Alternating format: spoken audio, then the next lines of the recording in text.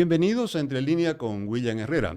En esta oportunidad vamos a conversar con el profesor Edgar Cadima. El profesor Edgar Cadima ha sido autoridad en el Ministerio de Educación, es un profesor jubilado y por supuesto que ha escrito sobre el tema y es una persona entendida en lo que hace a la educación boliviana. En pocos días más comienzan las clases, se acaba la vacación y es importante tomarle el pulso en qué estamos y cómo estamos. Profesor Cadima, la ley Avelino Señani buscaba revolucionar la educación. ¿En qué estamos o en qué estado está esa revolución que postulaba la ley y el MAS en su conjunto?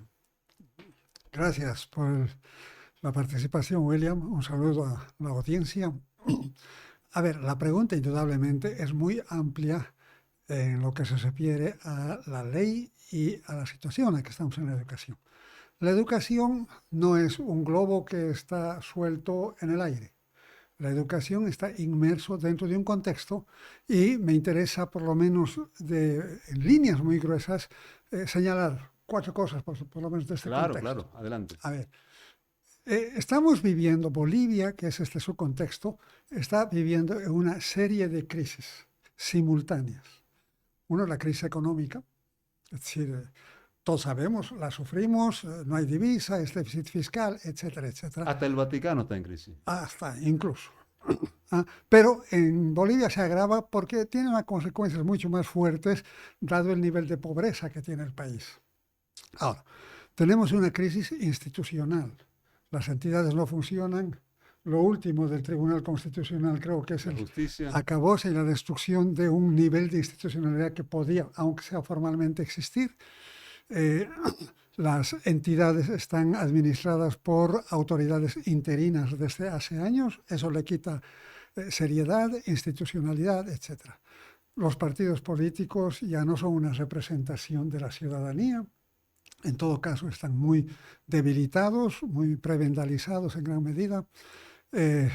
Tenemos una situación de crisis en la institucionalidad del país y eso lógicamente genera una serie de condiciones y complicaciones que repercuten en el campo de la educación. La educación es otra instancia que en mi criterio también se encuentra en crisis y arrastrando desde hace algunos decenios una crisis que no logra resolver porque me da la impresión que se buscan algunos paliativos internamente dentro de la educación sin ver además el contexto en el que se desenvuelve. Es un primer marco para poder ubicarnos. Yeah. Ahora, ¿dónde apunta la educación? Ya de manera mucho más específica. Yeah. ¿Cuál es el objetivo de la educación?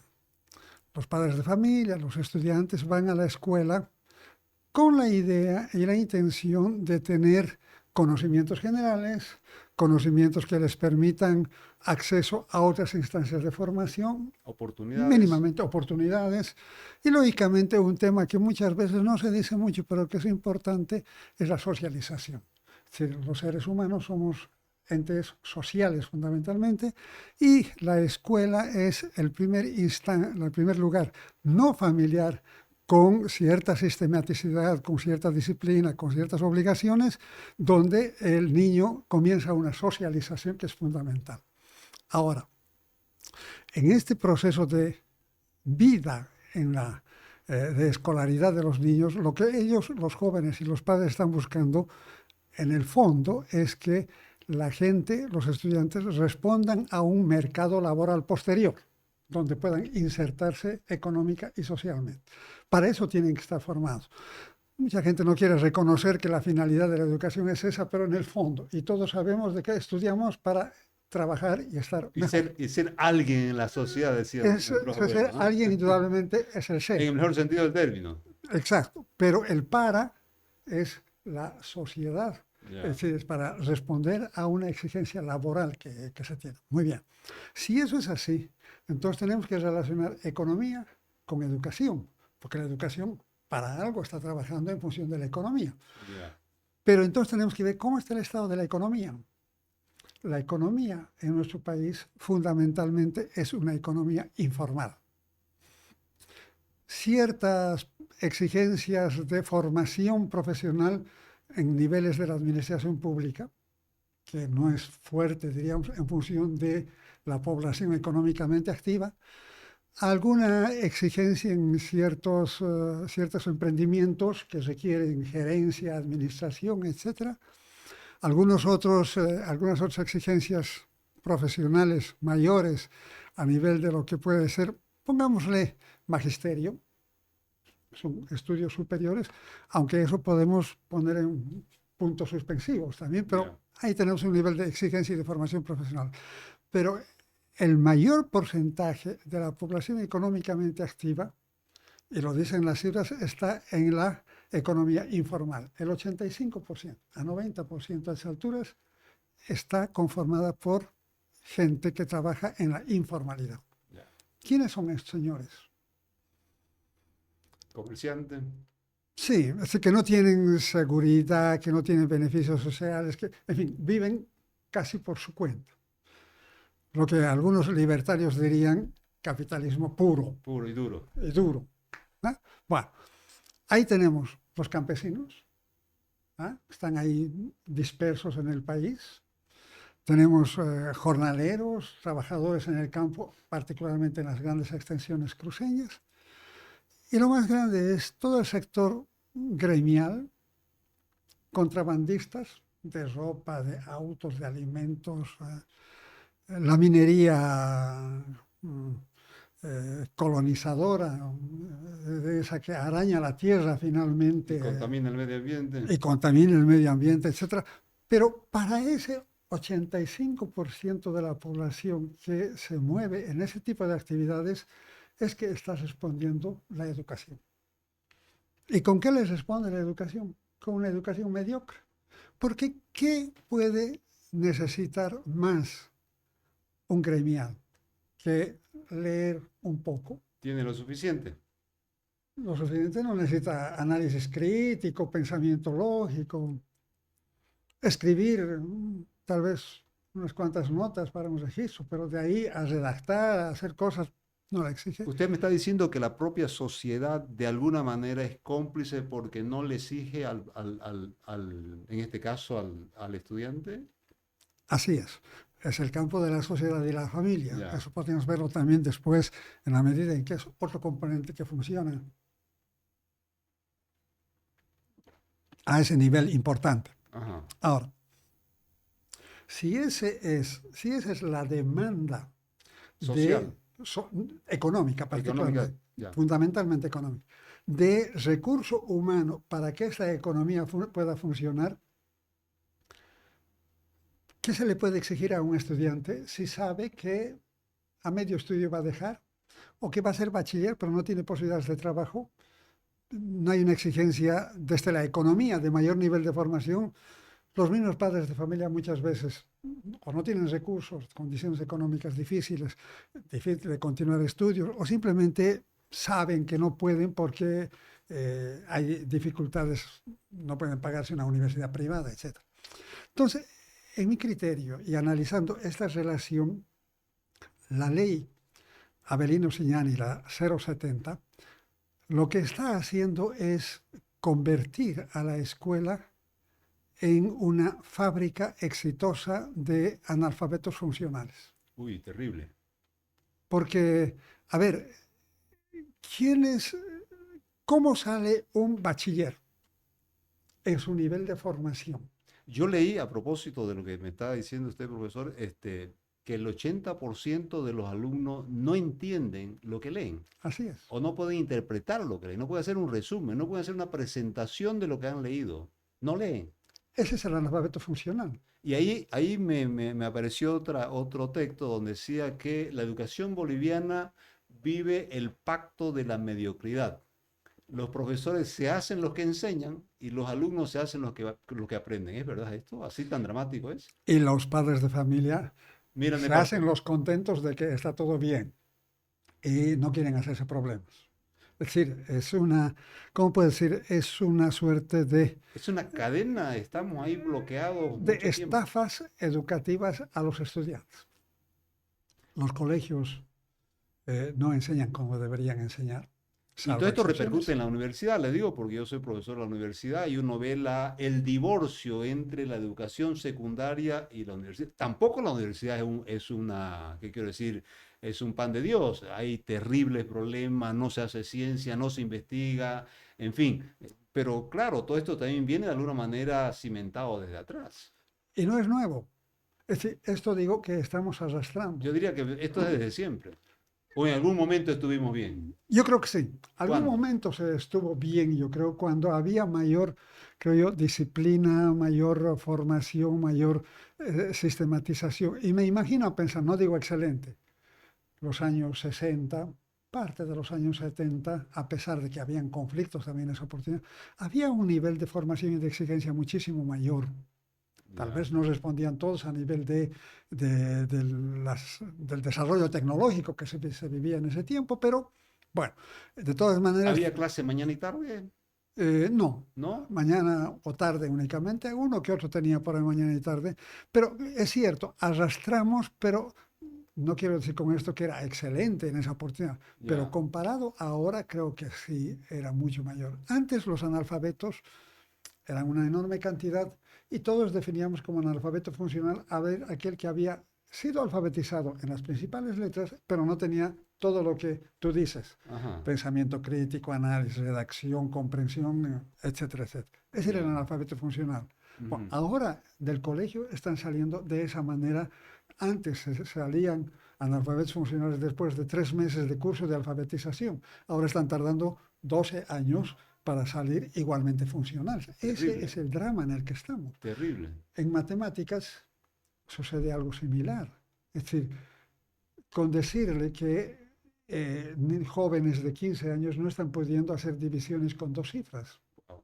Con 2 cifras. Ahora, es cierto que divide. El gremial que hace, ve una división, no va a dividir con razonamiento en Para eso papel está y la lápiz. calculadora. De la máquina de calcular, el celular hace eso, pero no sabe cuál es el procedimiento para hacer esa operación. Sabe dividir con la máquina, pero Le no, quitan la máquina y chau. chao. Lo mismo está sucediendo con los estudiantes. Ahora, esto efectivamente no es nuevo, ni en la lectura, ni en los otros temas. Una anécdota. Ya. Yo he sido catedrático de la Universidad Mayor de San Andrés en matemáticas. Y el año 78, 79, hubo un examen de ingreso, que más que examen de ingreso era para nivelar a los estudiantes en función del grado de conocimiento que tenían. Ya. Ya, los que menos habían a un lado, para que los otros que saben algo puedan venir a este otro lado. Yo tomé el examen en los famosos pabellones A de la UMSA, eh, enormes pabellones, 250, 300 estudiantes ahí en el examen. ¿Qué hicimos? El examen lo conformamos con preguntas de Baldor. Le cambiamos el signo, le cambiamos la letra, un poco el orden, pero era fundamentalmente Jesús de Baldor, que es la referencia que todo el mundo tiene hasta ahora. Algo aparentemente muy sencillo. Así es. Nunca he corregido 300 exámenes tan rápido. No había nada que corregir. Todos se aplazaron.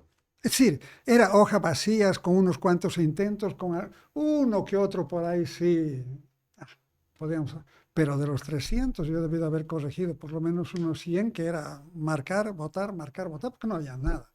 Es decir, ese es el nivel en matemáticas, en lenguaje similar. Entonces, no es nuevo, no es que la ley está haciendo, ha La ley tampoco producido, va a ser milagro por sí sola, necesita una serie de condiciones. así es, pero tampoco ha hecho gran cosa la ley para modificar esta situación. No quiero hacer comparaciones, dicen que son odiosas y no porque yo haya estado ahí, pero la ley 1565 del año 94 tuvo unos ejes que se orientaban a la calidad. Cambiamos la modalidad de la enseñanza, que es el eje que ha vuelto con la ley 070, por la de la construcción del aprendizaje en los estudiantes. Pero ese es un cambio paradigmático muy grande, no es fácil. El maestro está acostumbrado a enseñar y el niño a aprender lo que le dice el maestro. Pero cuando decimos la construcción del aprendizaje por la vía del niño, de su curiosidad y de las actividades que pueda desarrollar con la guía, supervisión del maestro, es un procedimiento totalmente diferente. Eso está orientado a una calidad. Por lo menos se hizo el intento. Pero Ya. además, se hizo el intento de medir la calidad del servicio que estaba dando, porque fue la primera vez que hicimos una prueba con la UNESCO y el CREAL. Eso fue el año 78, para saber cómo la reforma estaba operando. Bueno, hubo un intento. Con la ley 070 no hay ese intento. Se ha retrocedido, se ha eliminado el nivel intermedio, que desde mi perspectiva era un mecanismo interesante, y lo único que se ha hecho es repetir lo que antes de la reforma de 1565 existía. Y ahora estamos en esta situación que es lamentable. También se ha dicho de que ahora lamentablemente no se enseña, se adoctrina. Hay mucho de eso por el contenido de la ley y de los materiales de estudio que se introducen en la escuela. ¿Ah? Hagamos una referencia. Los años 50 hubo el Código de la Educación Boliviana en el 55. Si alguien me muestra una foto de Víctor Paz en la tapa del Código de la Educación Boliviana o en los textos que se desarrollaban en esa oportunidad, no van a encontrar. Es decir, ya la Revolución Nacional estaba, se la escuchaba por todas partes, pero no era el mecanismo del adoctrinamiento de los estudiantes. Ahora empieza por la foto. Ahora empiezan por la foto y con contenidos. Por los contenidos. Así es, con contenidos que están directamente orientados, ni siquiera en una ideología amplia, sino en un contenido sectario de un ídolo o de alguien que ha hecho algo y de lo que se ha hecho y cómo se ha hecho. Y como parte de ese adoctrinamiento también está el hecho de tergiversar la historia con el tema del golpe del Estado. Yo vi un texto donde decía que hubo golpe y que no hubo... ¿Ah? Es parte de la tergiversación, es parte de la historia y es parte de todo este conjunto de factores que están influyendo en la educación. Es decir, esa crisis institucional, política que vivimos, que es parte de lo que señala, no hubo fraude, hubo golpe, etc., es parte de toda esa influencia que recibe la educación desde lo económico, desde lo ideológico, desde los partidos, y que lógicamente están destrozando la educación. O estamos en la situación en la que estamos, que es de una absoluta mediocridad a todo nivel, salvo algunos esfuerzos que se están haciendo en algunas privadas o en algunos colegios fiscales. No puedo decir tampoco que el 100%, hay esfuerzos. Pero en general estamos muy mal. Estamos muy mal. ¿Qué hacemos para cambiar todo esto? Alguien dijo por ahí, cambia la educación y cambia todo. No creo que sea tan mecánico, automático. Ya. Aquí no hay piloto automático. No hay piloto automático en educación. Ya. A ver, yo diseñaría 3 procesos de intento de cambio educativo. Uno, es decir, lo resumo en 3 términos. Ya. Más educación, mejor educación y nueva educación. No son procesos secuenciales, uno después del otro. Se podrían hacer algunos simultáneamente. Pero primero hay que trabajar el tema de más educación. ¿Qué significa más educación? Más educación sobre todo significa voluntad de las autoridades de intentar arreglar lo que se puede arreglar en este momento. ¿Ya? Es decir, significa superar las 4 brechas que existen en el campo educativo en este momento. Hay 4 brechas. Ciudad. En cuanto a rendimientos, en cuanto a estudio, en cuanto a atención, cambio ciudad es una. O sea, hay mucha diferencia en esto. La otra es privada-pública. Hay diferencias. A pesar de todo, van mejor las privadas que las públicas. No es grande, pero hay diferencias. Hay diferencias. La otra es hombre-mujer. Ya. Las mujeres son las que llevan la peor parte, particularmente. Hay discriminación. Sí. Sutil, por lo demás. Ya. Particularmente en el área rural. Sí, es ahí donde se concentra. Y la 4ª brecha es la tecnológica. Yeah. Es la tecnológica debería permitirnos desarrollar de otra manera ciertos campos de la educación. Yeah. Muy bien. El tiempo va corriendo y yo tenía varias preguntas, Edgar. Una, por ejemplo, ¿por qué diablo el gobierno se retiró de las pruebas PISA? A ver, que yo sepa, no hemos estado en las pruebas PISA. Pero hasta el 2017 creo que se participó indirectamente. No se ha hecho ninguna prueba PISA en el país. ¿Sí? No. La que se hizo es la prueba del ERCE de la UNESCO CREAL. Es la que se hizo el año 98, 99. 97. Ya. Ah, Pero en este momento hay más de 80 y pico países que están sometidos a la prueba PISA, y menos claro, Bolivia. pero Bueno, no es obligatorio, Latinoamérica se lleva la peor parte y Bolivia ni no es la existe, excepción, ni existe. ni existe. Cuando se hizo esta prueba el año 97, 96, 97, era una prueba a nivel latinoamericano. Ha sido una de las únicas en las cuales hemos intervenido. Ya, Porque hacer una prueba no es someter una hoja a los estudiantes de 15 años y resuelvan, no. Para ese tipo de evaluaciones tiene que haber un proceso preparatorio. Uno tiene ya. que ser parte de la institución, indudablemente de la entidad. Hay que hacer una etapa preparatoria. Hay que compatibilizar los currículums. Los currículums de Estados Unidos o de Finlandia y de Bolivia. No Hay cuadran. exacto, pero las pruebas son estándar, porque si no, no tendrían otra manera de medir, ¿no es cierto? Ya, Entonces hay que ¿cómo puedo decir? Hay que uniformizar ciertas partes y el currículum boliviano tiene que tener y cumplir ciertas exigencias para que los estudiantes puedan responder. Esas pruebas PISA no se hacen cada año, tienen un costo cada 3 terrible, años. cada 3 años. Entonces hay una etapa preparatoria, se aplica, se ven los resultados, se conocen los resultados, otra etapa preparatoria y entonces ahora estamos complicados para poder asistir a una siguiente. Pero algún amigo me decía, ¿y para qué quieren hacer prueba PISA si sabemos que estamos mal? Es decir, ¿qué otros datos más nos va a dar PISA si sabemos evidentemente que estamos mal? Simplemente confirmar una evidencia. Confirmar una cosa, sí, de lo que sabemos. Ya, Hagamos los esfuerzos para superar. Entonces, ¿qué significa? Les daba dos datos, un dato ahí para más educación. ya. Orientemos eso. Las brechas es importante, pero hay dos factores que todavía existen que solamente requieren voluntad. Hay que atender la educación inicial. Está sin mayor atención sistemática. Ya. Está dejada a libre mercado. Las guarderías están en todas partes. Cómo funcionan, quién supervisa, etcétera, casi nadie sabe. Algunos municipios han tomado en cuenta, mediante guarderías o centros infantiles, Ya. este tema, pero no más. Y el tercer factor para tener más educación es el de evitar la fuga y la deserción y el abandono escolar en secundaria. Entonces, si esas tres cosas que son voluntad, no necesitas cambiar nada, logramos desarrollar, ya ampliaremos algo.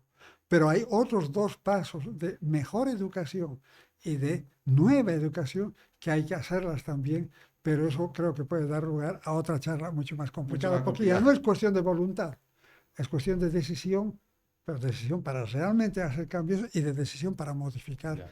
con un modelo educativo diferente. ¿Cuánto ha beneficiado o cuánto ha perjudicado la tecnología? Estoy hablando de las clases virtuales, la inteligencia artificial, todas estas cosas novedosas, la cuarta revolución industrial. Todas ellas generan condiciones a la educación para que pueda readecuar la educación a ello. Que afecta en cierta medida. Por ejemplo, con el COVID hemos tenido que entrar, pero sin saber nadar, a la piscina, Ya. es decir, de la educación virtual. Pero no teníamos señal, no teníamos un desarrollo tecnológico, los estudiantes no tenían computadora, entonces podríamos decir que la tecnología ha afectado a la educación, porque la educación se vio desnudo frente a ese tipo de demandas y la tecnología le exigía que Ahora ya estos libros han pasado de moda, todo está digitalizado.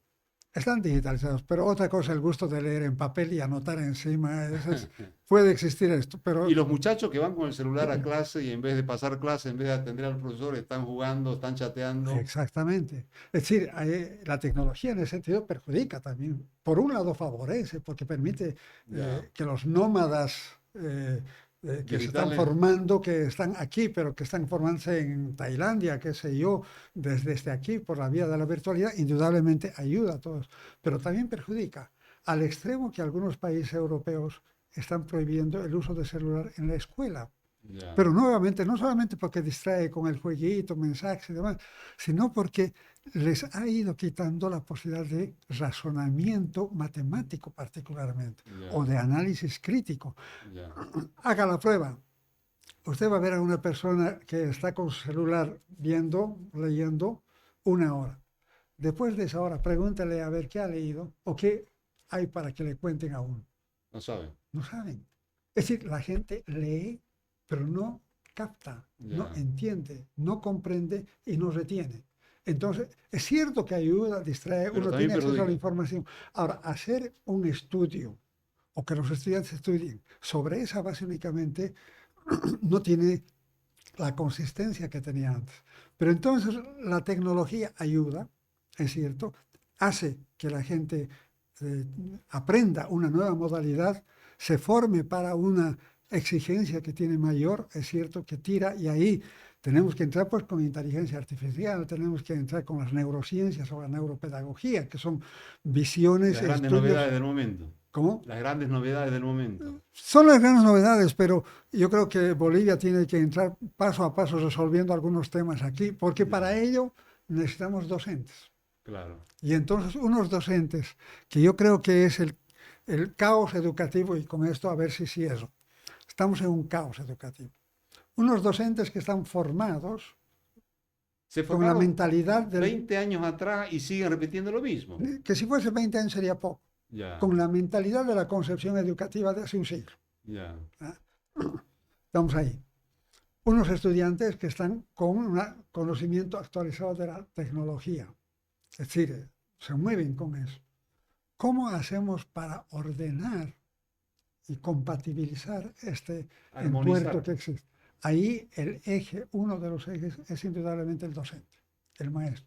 Y si el maestro no está actualizado en el nivel y la exigencia en la que debe estar, no para que haga clases virtuales, sino para que sepa combinar las clases presenciales con las virtuales y sepa apoyar a los estudiantes que están en una dinámica diferente y que no sean pues los maestros los que están siendo enseñados por los estudiantes, ¿no es cierto? Sino que ellos deben guiar, avanzar. Ya, Pero eso es parte de lo que debería ser un nuevo modelo educativo. ya. No podemos introducir de esta manera mecánicamente a la escuela, como antes se quiso, que también fueron fracasos.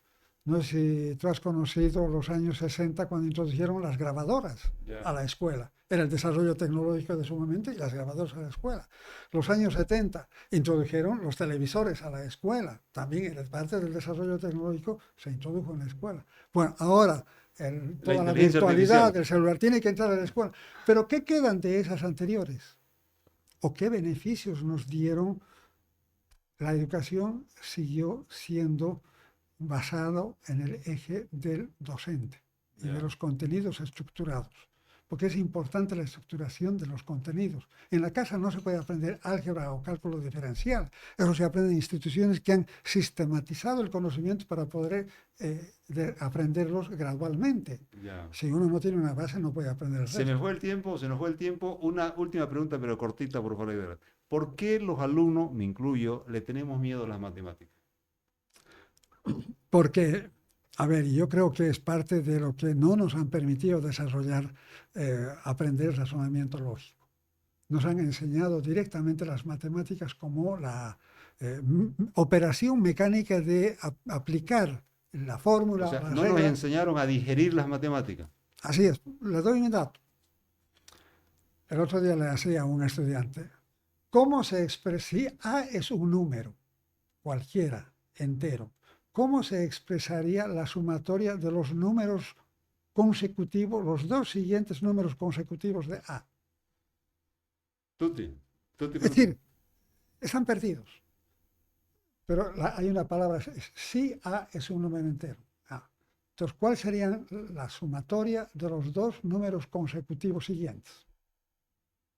No pueden. Eso es razonamiento lógico. Es decir, un número A, su consecutivo es A más 1 y el siguiente consecutivo es A más 2. Por tanto, la sumatoria de esto sería A más 3. Ese sería el nuevo número consecutivo. Ya. Bueno, para la audiencia no quiero complejizaros, Lo pero dejamos, lo que quiero decir es que ese tipo de razonamiento no se lo o da en el sea, colegio. se me ocurre pensar que también es un problema del profesor que de repente no enseña adecuadamente. Es lo que sucede. Por eso decía hace rato, el eje es el profesor. Si Ya, no modificamos eso en gran medida, es lógico que van a seguir haciendo lo que siempre han hecho. La tabla de multiplicar, aprendida de memoria con música y todo, ¿no es ya, cierto? 2 por 1, 2, 2, de acuerdo. Pero la tabla de multiplicar en realidad es una suma de tanto en tanto. Es ya, decir, la tabla del 5 es la suma de 5 en 5, 5, 10, 15, 20, pero es parte ya de un tipo de razonamiento. Pero aprender de memoria, 5 por 5, 25, ya uno lo sabe de memoria, pero si uno hace 5, 5, 5, 5, 5, es 25. Entonces la tabla es una suma, la multiplicación es una sumatoria de los números de tanto en tanto. Y ese razonamiento, por ejemplo, que es fácil, uno no se olvida y puede recordar rápidamente. Pero la tabla de multiplicación es donde tienen dificultades porque necesitas memoria. Y el gran problema de la educación boliviana es que gran parte es memorización. Y es contra eso. Y así como entra la memorización, se va también. Por eso Terminamos. Muchas gracias, Eder. Va a disculpar, pero el tiempo se nos fue.